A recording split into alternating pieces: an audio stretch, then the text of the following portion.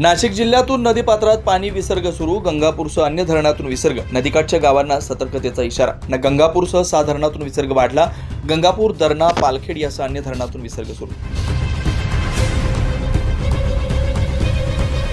नाशिक जिल्ह्यातील गंगापूरसह इतर धरणातून आज सकाळी मोठ्या प्रमाणात पाणी विसर्ग सुरू करण्यात आला।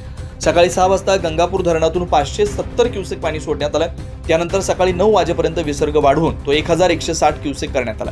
याशिवाय आज सकाळी 9 वाजताच्या स्थितीनुसार जिल्ह्यातील इतर धरणांचं पाणी विसर्ग दरणा धरणातून 4742 क्युसेक्स, गंगापूर धरणातून 1160 क्युसेस, कादवा धरणातून 530 क्युसेस, पालखेड धरणातून 3240 क्युसेस, होलकर ब्रिजमधून 511 क्युसेस आणि नांदूर मध्यमेश्वर येथून 22,345 क्युसेस पाणी सोडण्यात येत आहे। सर्व नागरिकांनी सतर्क राहावं आणि नदीपात्रात उतरणं टाळावं असं प्रशासनानं आवाहन केलंय।